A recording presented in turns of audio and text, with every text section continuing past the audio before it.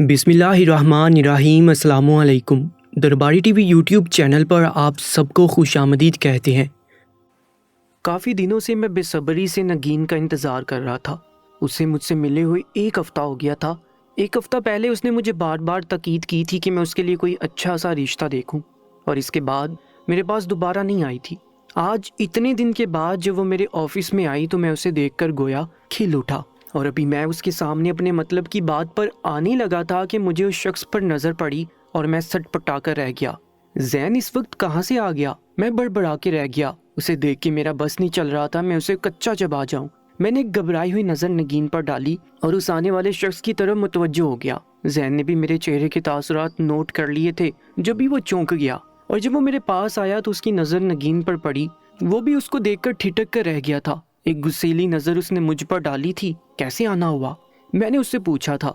नगीन ने जब हम दोनों को मसरूफ़ देखा तो वो दोबारा आने का कहकर वहाँ से चली गई और मैं उसे चाहते हुए भी रोक नहीं पाया। तभी जैन मुझे कहने लगा कि बड़े छुपे रुस्तम हो गए हो, ख़ास चीज़ें छुपा कर रखने लगे हो। जानते हो कि ख़ास चीज़ें हमसे ज़्यादा देर तक इंसान छुपा नहीं सकता, और कभी ना कभी वो नज़र आ ही जाती हैं। वो अपने ढके छुपे अल्फाज में क्या कहना चाह रहा था मैं समझ गया था। मैंने एक ज़बरदस्ती मुस्कुराहट अपने चेहरे पर सजा ली और कहा कि ऐसी कोई बात नहीं है जैसा तुम समझ रहे हो। वो कहने लगा कि ठीक है, कल टाइम से मीटिंग में आ जाना, और मीटिंग वहीं पर है जहाँ पे हम लोग पिछली बार मिले थे। इसके बाद वो वहाँ से चला गया और मैं ये सोचने लगा कि नगीन से जैन का सामना नहीं होना चाहिए। ये बहुत बुरा हुआ है। उस दिन मैं शॉपिंग के लिए मार्केट में गया हुआ था। जब भी वहाँ पर मुझे एक लड़की पर नगीन का गुमान हुआ। वो मेरी तरफ कमर किए खड़ी थी और फ़ोन पर किसी से बात कर रही थी। उसकी आवाज़ सुनकर मैं ठिठक कर रह गया, और जब पीछे मुड़कर देखा तो वो लड़की एक बुड़के में मलबूस थी। उसके चेहरे पे नकाब था, और ये नकाब, ये बुड़का उस बुड़के से मुख्तलिफ था जो मेरे ऑफिस में पहन कर आती थी। मगर इसके बावजूद भी मैंने उसे पहचान लिया।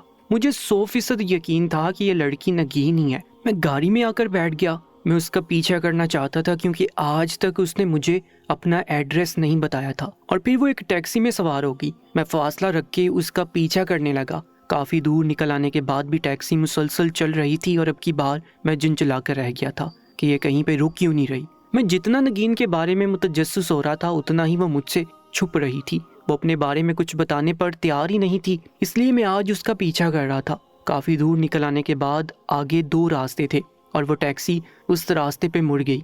जैसे मैं वहाँ से टर्न लेने लगा तो सामने से गाड़ियाँ आ गई।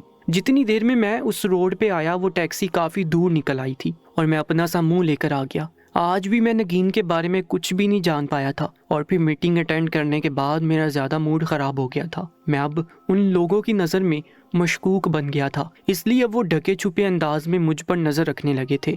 हालांकि उन्होंने मुझसे जिस भी माल की रिक्वायरमेंट की थी वो माल मैंने उन्हें पहुंचाया था। अब वो जिस माल की बात कर रहे थे वो पहुंचाना मेरे लिए बहुत मुश्किल था। ना जाने क्यों मेरा दिल नहीं मान रहा था, और मैं बड़ी बेताबी से नगीन को देखने के लिए मुंतजिर था। और जब वो इतने दिन के बाद मेरे सामने आई तो उसे देखकर मुझे यूं महसूस हुआ जैसे खिजा में बहार आ गई हो। मैं मुस्कुराते हुए उसे देख रहा था। इतने दिन कहाँ पर गायब थी? वो अफसुर्दा अंदाज में बोली कि बस घर के कुछ काम थे और तबीयत भी नासाज थी। खैर, आप बताएं मेरा मामला कहाँ तक पहुँचा। मैं आपके मामले के लिए कोशिश कर रहा हूँ क्योंकि आप बहुत ख़ास हैं, और मैं चाहता हूँ कि आपका ताल्लुक भी किसी ख़ास इंसान से ही जुड़े जो आपकी रिक्वायरमेंट के मुताबिक हो, जो आपको अपने घर में बसा सके, आपकी कदर करे। मैं सख्त परेशान हूँ। लोगों की बातें मुझे जीने नहीं देती। 4 बार तलाक याफ्ता होने का ताना देते हैं।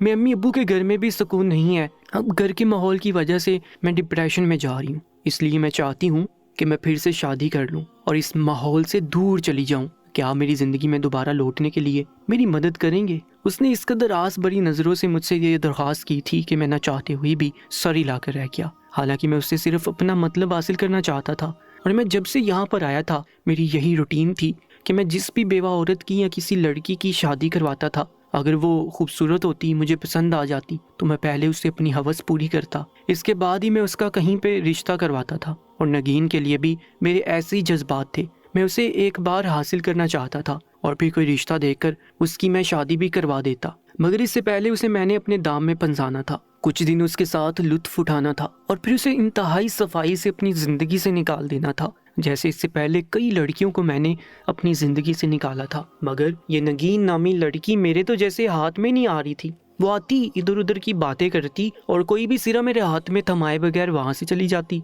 और मैं हमेशा उसके जाने के बाद पिछताता रहता कि आखिर मैं उसको अभी तक अपने दाम में क्यों नहीं बंसा पाया। अब मैंने सोच लिया था कि अब जब भी वो यहाँ पर आएगी तो मैं उसका पीछा करूँगा और देखूंगा कि वो कहाँ पे रहती है। एक बार अगर मैं उसका एड्रेस देख लेता तो फिर उसका नंबर निकलवाना, उसके बारे में मालूमात हासिल करना मेरे लिए कोई मुश्किल काम नहीं था। उस दिन जब वो ऑफिस से वापस जा रही थी तो उसके यहाँ से निकलते ही मैं भी उसके साथ निकल पड़ा था, और जब मैं गाड़ी लेकर बाहर निकला तो दूर दूर तक नगीन का कोई अता पता नहीं था। एक बार फिर से मैं अपना मुंह लेकर रह गया था और वापस में आकर बैठ गया। तभी मेरे पास एक और बेवा औरत आई। वो दरमियानी उम्र की औरत थी और मामूली से नए नक्श की मालिक थी।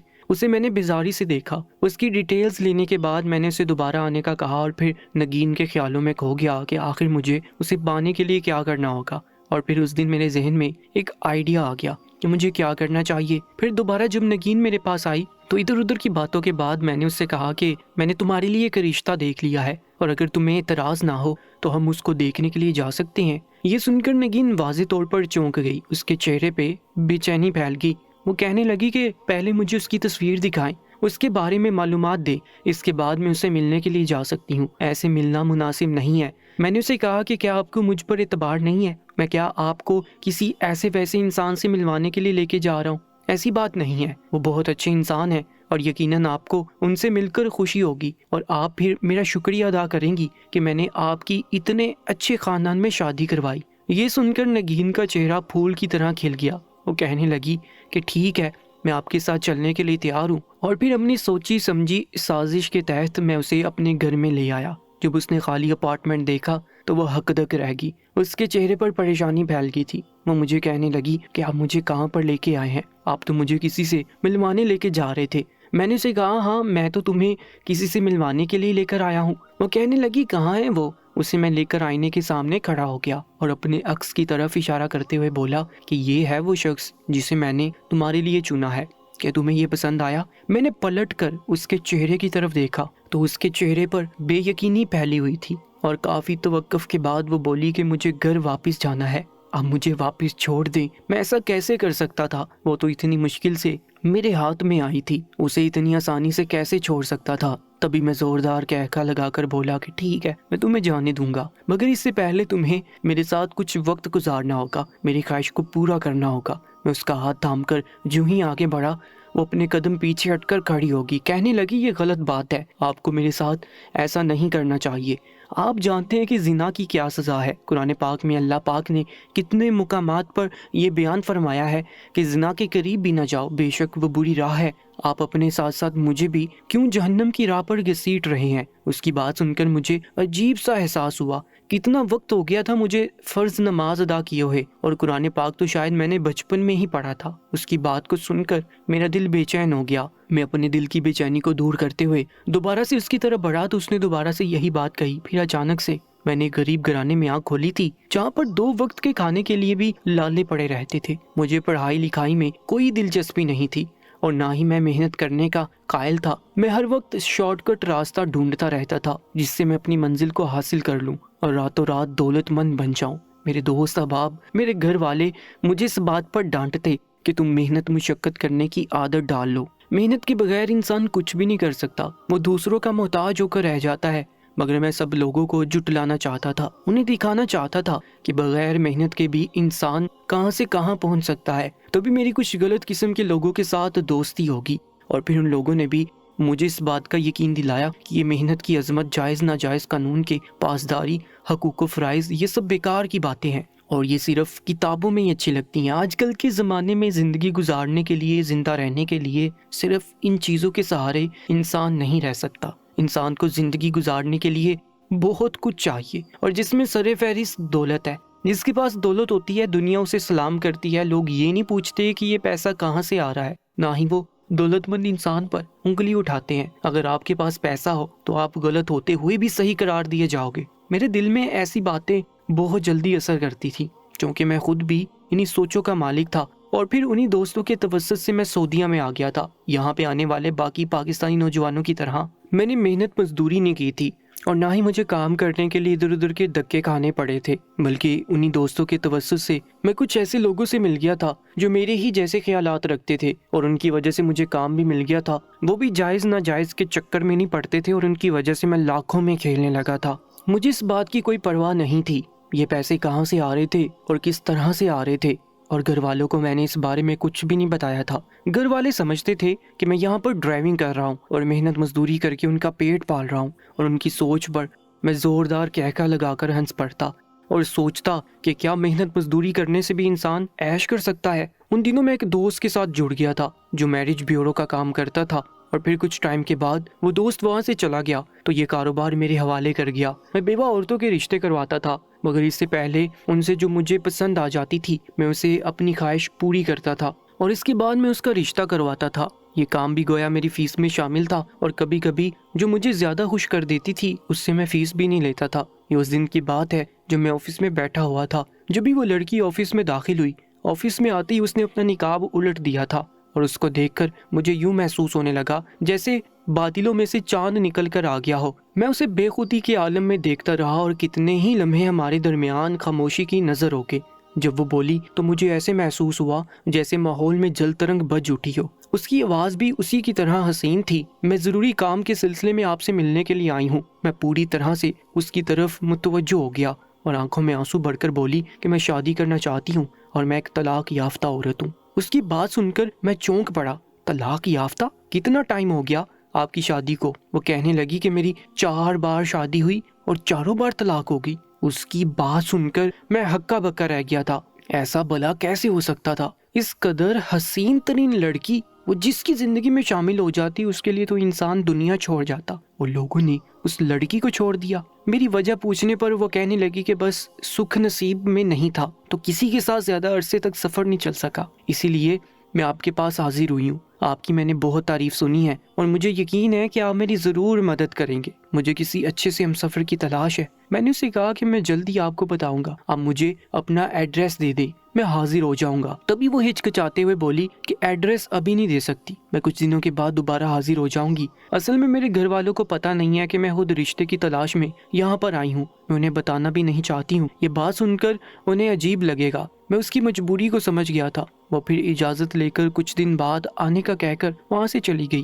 اس کے جانے کے بعد مجھے ایسے محسوس ہوا جیسے ماحول کی تمام رنگینی اور سکون ختم ہو گیا ہو۔ وہ اپنے ساتھ میرا دل بھی لے گئی ہو، اور میں دل پر ہاتھ رکھ کر کرسی پر بیٹھا رہ گیا۔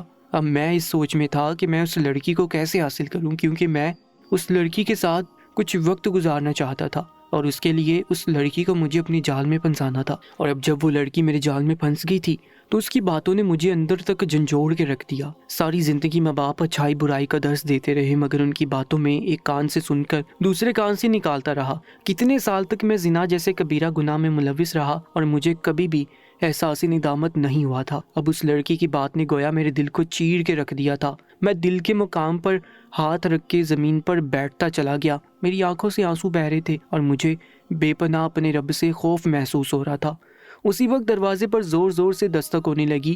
میں یہاں سے بھاگنا چاہتا تھا، میں بہت دور جانا چاہتا تھا۔ مجھے اس ماحول سے، اس سب چیزوں سے فرار چاہیے تھا۔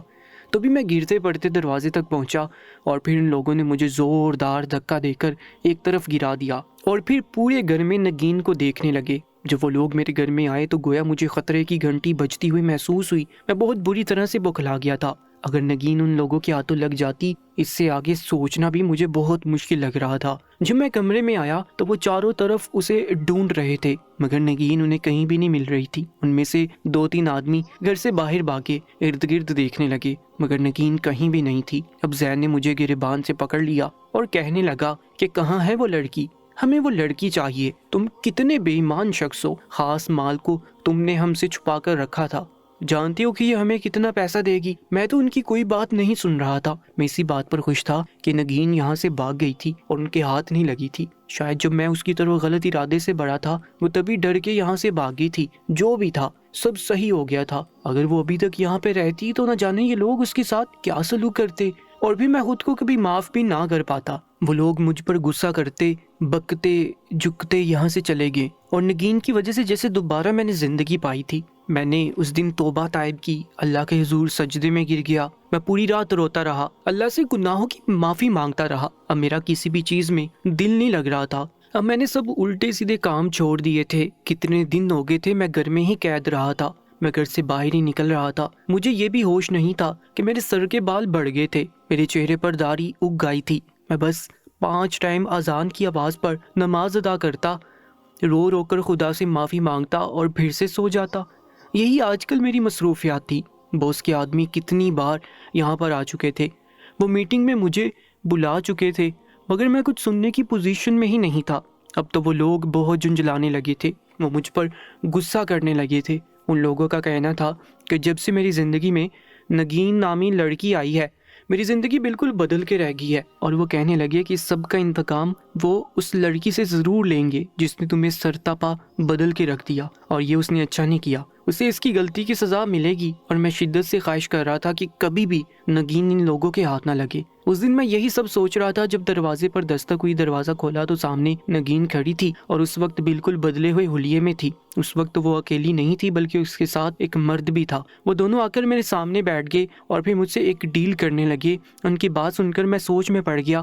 میں پرسوچ نگاہوں سے نگین کے چہرے کی طرف دیکھنے لگا، میں جو ہمیشہ سے اس کھوج میں تھا کہ وہ کون تھی، کہاں رہتی تھی۔ اب جب مجھے اس کا سچ پتا چلا تو مجھے اس پر فخر محسوس ہو رہا تھا۔ تبھی ان لوگوں نے مجھ سے اپنا سوال دوبارہ دہرایا تو میں نے اس بات میں سر ہلا دیا اور کہا کہ میں آپ لوگوں کی ضرور مدد کروں گا، اور جیسا آپ لوگ کہیں گے ویسے ہی کروں گا۔ مجھے اس فیصلے نے ان دونوں کے چہرے پر خوشی کی لہر دہرا دی تھی، اور وہ دونوں مجھ سے ہاتھ ملا کر وہاں سے چلے گئے۔ اور پھر کچھ دنوں کے بعد سوچے سمجھے منصوبے کے تحت جو میں آفس میں موجود تھا تو نگین میرے پاس آئی۔ وہ آج بھی اسی برقعے میں ملبوس تھی، اور اب جب میں اس کا سچ جان گیا تھا تو مجھے اس بات کا کوئی ڈر نہیں تھا کہ اگر زین لوگوں نے اسے دیکھ لیا تو کیا ہوگا۔ اسے یہاں پر آئے ہوئے تھوڑی ہی دیر گزری تھی، میرے اندازے کے مطابق ان لوگوں کو نگین کی یہاں پر آنے کی اطلاع مل جانی تھی، اور ایسا ہی ہوا۔ تھوڑی دیر کے بعد زین وہاں پر آ گیا اور مجھے نگین کو اس جگہ پر لے جانے کا کہنے لگا۔ اس نے مجھے اس بات کی دھمکی دی کہ اس لڑکی کو ہم ویسے بھی اٹھوا لیں گے، مگر تمہارے ساتھ ہماری دوستی دشمنی میں بدل جائے گی، اور تم جانتے ہو کہ ہماری دشمنی کیسی ہوتی ہے۔ میں اس کی دھمکی سے مرعوب نہیں ہوا تھا، بلکہ یہ تو ہماری سوچی سمجھی سازش تھی جس پر عمل کرنا ضروری تھا۔ میں نے نگین سے کہا کہ آپ کو میں ایک جگہ پر لے کر چلتا ہوں، آپ کو میں نے کسی سے ملوانا ہے، وہ بہت امیر شخص ہے اور وہ آپ سے شادی کرنا چاہتا ہے۔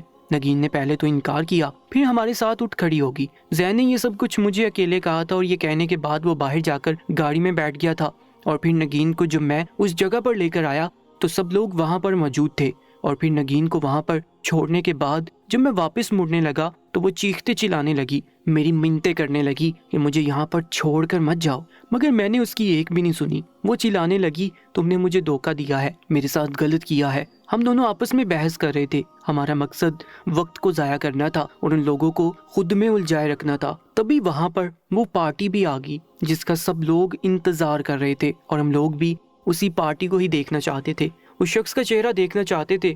گاڑی میں سے ایک شخص نکلا جس نے اپنے چہرے پر ماسک پہنا ہوا تھا، وہ آ کر ہمارے سامنے کھڑا ہو گیا، اور جب اس نے ماسک اتارا تو یہ دیکھ کر ہم حق تک رہ گئے، کیونکہ ایک معروف شخصیت تھی۔ وہ نگین کو دیکھ کر کہنے لگا، واہ، آج تو تم لوگوں نے کمال کر دیا، آج تم لوگوں نے مجھے خوش کر دیا، اور بدلے میں اب میں تم لوگوں کو خوش کر دوں گا۔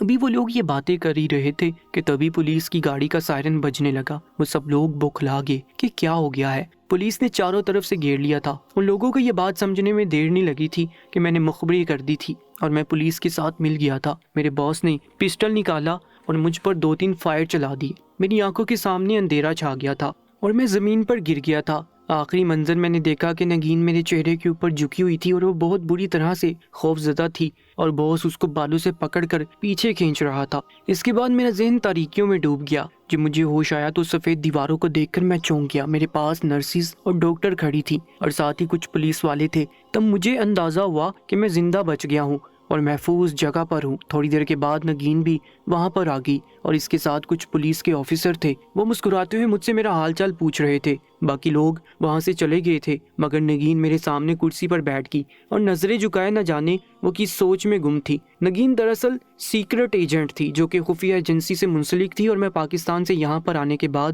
ایک ایسے گروہ کے ساتھ کام کر رہا تھا جو درے پردہ لڑکیوں کی سمگلنگ کر رہے تھے۔ اور ہمارے گروہ میں بہت بڑے بڑے نام بھی شامل تھے جو بظاہر تو اونچے عہدوں پر تھے اور دنیا کے سامنے اشرفیہ کے طور پر جانے جاتے تھے، مگر در پردہ وہ اس گھنونے کھیل میں ملوث تھے اور ان کی مدد سے ہی یہ گناہوں کا کھیل کامیابی سے کھیلا جا رہا تھا۔ پھر میں بھی ان کے ساتھ شامل ہو گیا، اچھے برے کی تمیز کھو بیٹھا۔ میرے پاس بھی جو عورتیں رشتہ کروانے کے لیے آتی تھی، ان میں سے جو قدرے جوان ہوتی تھی ان کو میں اپنے گروہ کے حوالے کر دیا کرتا تھا اور پھر ان کی دوسرے ممالک میں سمگلنگ کی جاتی تھی۔ ان لڑکیوں کو مختلف مقاصد کے لیے استعمال کیا جاتا تھا، زیادہ تر لڑکیوں کو تو قبا خانے کی زینت بنا دیا جاتا۔ میں یہ سب کچھ جانتے ہوئے بھی دولت کے لالچ میں اندھا ہو گیا تھا۔ اس دن نگین نے میری آنکھیں کھول دی تھیں، میرے سوئے ہوئے ضمیر کو جھنجھوڑ کر رکھ دیا تھا اور میں یہ سوچنے پر مجبور ہو گیا تھا کہ میں کس قدر گناہوں کی دلدل میں ڈوبا ہوا تھا۔ میں یہ بھول گیا تھا کہ ایک دن میں نے بھی اس دنیا سے جانا ہے اور جب میں یہاں سے واپس جاؤں گا تو میں اپنے اللہ کو کیا منہ دکھاؤں گا؟ اپنے گناہوں کو میں کیسے خدا سے چھپا پاؤں گا؟ کیا خدا بھی مجھے معاف کر پائے گا؟ تبھی نگین مجھے کہنے لگی کہ میں نے اب سر سے بات کر لی ہے، انہوں نے کہا ہے کہ تمہاری سزا میں وہ ترمیم کرنے کی کوشش کریں گے کیونکہ تم نے پولیس کی مدد کی ہے اور اس وجہ سے تمہاری سزا کم کروانے کے لیے ہم آگے بات کریں گے۔ اس کی بات سن کر میرے چہرے پر پھیکی سی مسکراہٹ آ گئی اور میں کہنے لگا کہ جو گناہ غلطی میں نے کیے ہیں اس کی سزا بھگتنے کے لیے میں تیار ہوں، کیونکہ یہ سوچ کر خوفزدہ ہو رہا ہوں کہ اگر یہ سارے گناہ اور غلطیوں کا بار لے کر جب میں خدا کے سامنے حاضر ہوں گا تو تب مجھے گناہوں اور غلطیوں کی سزا جو ملے گی شاید وہ میں برداشت نہیں کر پاؤں گا۔ اس لیے میں چاہتا ہوں کہ جب میں دنیا سے جاؤں تو میرے گناہ اور غلطیوں کا بوجھ قدرے ہلکا ہو۔ میرے صحت یاب ہونے کے بعد مجھے جیل میں ڈال دیا گیا تھا، مجھے 15 سال کی قید ہوئی تھی اور میرے گناہوں اور غلطیوں کی خبر میرے والدین اور خاندان والوں کو پہنچ گئی تھی۔ میرے سب بہن بھائی رشتہ دار جو میرے پیسوں پر عیش کر رہے تھے، اب وہ لوگ اس بات پر پچھتا رہے تھے کہ انہوں نے میرا پیسہ اپنی ذات پر کیوں خرچ کیا، کیونکہ یہ حرام کا پیسہ تھا اور ساری زندگی میرے خاندان والوں نے حلال پر ہی گزارا کیا تھا۔ اب میں جیل میں سارا دن خدا کی عبادت کرتا ہوں اور اسے اپنے گناہوں کی معافی مانگتا ہوں، اس امید پر کہ شاید وہ میرے گناہوں کو معاف کر دے۔ دوستو، ایسے ہی سچے واقعات اور سچی کہانیوں کے لیے ہمارے یوٹیوب چینل کو سبسکرائب کر لیجیے گا۔ اپنا بہت زیادہ خیال رکھا کریں۔ انشاءاللہ ملاقات ہوگی ایک نئی کہانی میں، تب تک کے لیے اللہ نگہبان۔